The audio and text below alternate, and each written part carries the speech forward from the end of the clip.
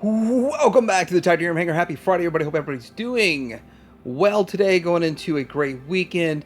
Well, my question is, in regards to the missing link, did Takara do too much?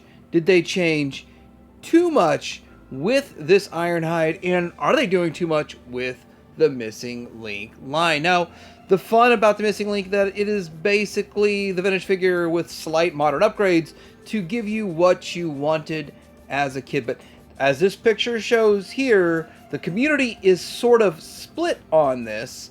Half the collectors are excited about the new change with the Ironhide ratchet.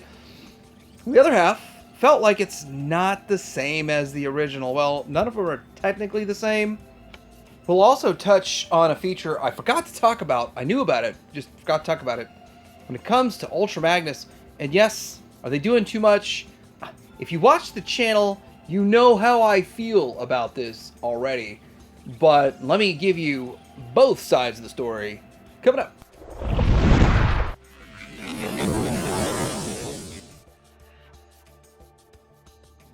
So with the missing link, I'm excited for it. I think it's more fun than collecting the vintage. And here's the vintage. And I did an upgrade kit. So I have been looking at this figure, analyzing how they would go about it, and trying to figure it out myself. Even in this video a year ago, how could they go about doing it? What would they do differently? And it's kind of impressive what they did. But looking at the original figure, it did sort of kind of suck. See, the animators had an impossible job of taking a mech toy. It's basically a toy that's just a mech robot that's controlled by someone else, human operator, or the Hive, and turn them into sentient beings that looked good on the screen, that kids would like to watch. I mean, who'd really want to watch this on your screen? Now, this is my video from a year ago. I just took some grabs out of it. I know these are my beaters. I use them to help the other ones look better. But at the end of the day, these, even in mint condition, even the Encore ones, they're not good figures. They're not fun. There's nothing about this that I thought was appealing as a kid. I didn't even have them as a kid. I saw them in the catalogs and didn't want anything to do with them. I didn't care about them. And I actually truly didn't even realize these were the same characters as Ironhide. I also used one of my Omnibots as my sideswipe. Now I whipped these pieces of junk out and used them in comparisons next to Legends figures, and I've been doing this for years. I mean, I've had these for decades. I've had beaters, paid $5 for them or whatever, but as time went by and I started watching the improvements that were made to this character to match the character models on the cartoon, the toy itself that originated from really let me down. It's just kind of a big disappointment. And the more and more I see better versions, iterations, the less I really wanted this. So in this video from a year ago, I do go into the upgrade kits that were in the past and the upgrade kits going on now. And I got a combination of two. And this is an eBay seller, which actually makes the legs taller now. He's got an option for taller legs that I didn't even see when I ordered these. Or maybe I was just looking a month or two later and he had added them. I don't remember how it went. I'm satisfied with my purchase, but I would also like to have the taller legs. That would be cool. Anyway, looking at this, I tried to figure out how you would make the figures look good, because the biggest problem with the original design and trying to make it match the cartoon, which it never was designed to match, by the way.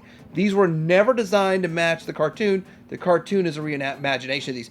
But you turn the arms kind of up in the air and back a little to look like he's got real arms. So the shoulder problem was always going to be a problem for the missing link.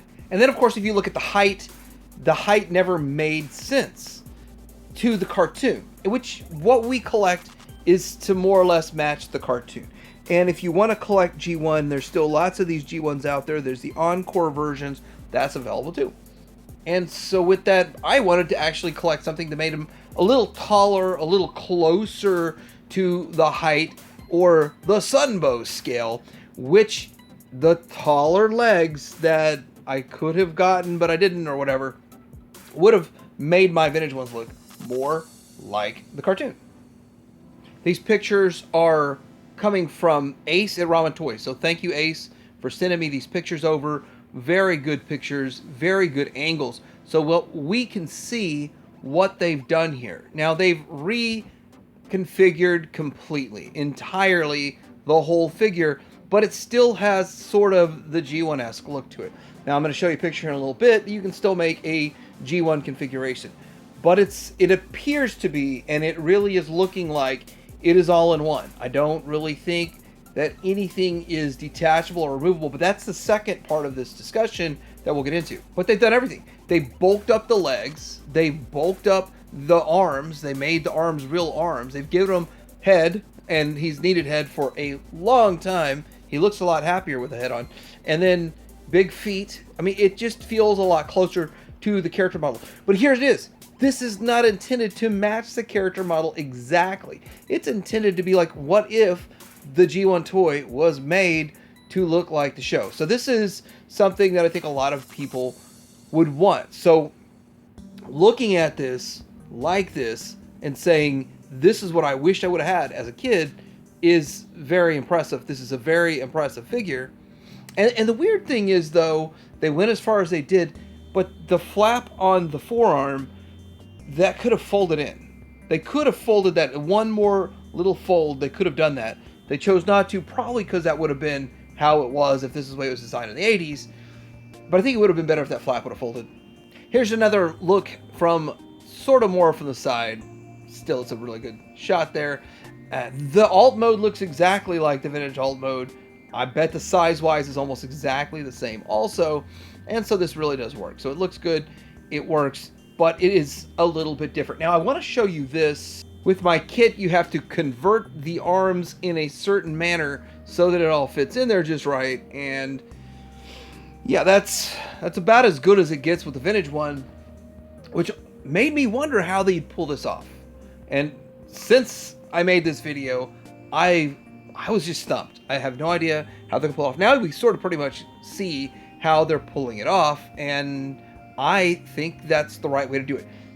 But there's also the other side of the coin. Before we get to that, let's show you what it could look like if you want to make it look more retro.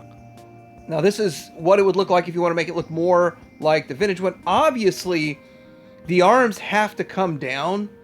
The shoulders have to come down because that does become the front of the vehicle, like it always was.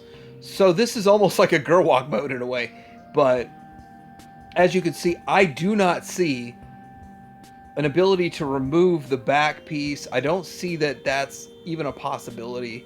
Personally, I don't see it. It might be, it might pop off, but I don't think so. I think this is an all-in-one conversion transformation. And then you do have a Diaclone rider driver in there also, so you could kind of reenact the way it originally was designed before it was brought into the Transformers toy line. Now we're going to get into what used to be the biggest, hottest topic of Transformers, and it seemed like Rumble and Frenzy was nothing compared to parts forming. Now I do believe a significant portion of collectors have accepted parts forming for 2 or 3 reasons. Parts forming is okay because they did it in G1. Parts forming is okay to achieve the look without, there's no real other way to achieve it without parts forming. Most of the combiners have gone that direction, and MMC does a great job with theirs, but the lack of parts forming does leave the end product a little bit less desirable when combined, in my opinion. Other people, they say it's great. But there's a few aspects. Usually it's the waist hip area that makes the biggest difference in the combiners. The MMC kind of lets down. But parts forming's been more or less accepted in the community in the past 5 years or so. In fact, Fans Toys instituted parts forming into their figures. I thought it was kind of strange, and I was actually showing a picture of the X-Transbots ones. Forgive me if I don't put the right one in editing, but yeah, this is An interesting way they went about it, and I felt like it was completely unnecessary. I think most people felt like the parts forming was unnecessary with this. So now parts forming's gone so far, gotten so accepted that it's completely unnecessary, and Fans Toys does it anyway just for fun. Now the question is, did Takara go too far? See, the Missing Link line was supposed to be giving you the vintage figures, but with a modern upgrade for articulation. And some people feel like, yes, Takara went too far with this, and it's not vintage-ish, G1-esque enough. Now, the way I feel about it is that I like the way they went, the direction they went, and I think that this gives us an Ironhide that works a whole lot better on a shelf. I would much rather display this. And the vintage one you could still go get. Well, probably not in great condition, though. So I understand the people upset about that. You can still get the Encore. And so the one side of the coin is people are happy that it's been improved and looks more like the show. Other people are says it doesn't look enough like the toy. And there's going to be that debate forever. Like, I'm curious, though, the people that wish that it looked more like the toy, what did you expect? What were you expecting? And really, when I look at this, and then I look at those fan-made upgrades, I really feel like this is almost a semi-copy of the fan-made bot mode and re-engineer it back to the alt mode in a way. And with that, I think it's best of both worlds, but other people still disagree with me on that. We're still split 50-50. I'm going to try to get a poll up. Now I want to talk about Ultra Magnus. Now there's one feature function that I knew about, but got caught up in all the excitement. I completely forgot to showcase it. And that is the chest. So you can open up the chest and you can expose his matrix. And that is awesome. Like, the actual trailer itself has extra hinges to open up. And then you can just open up the chest like normal, and you can fully expose the matrix, which is awesome. Now, I messed around with the hands to try to get it to kind of like he's pulling it out of his chest. Still not quite enough articulation to do that. You can use the butterfly.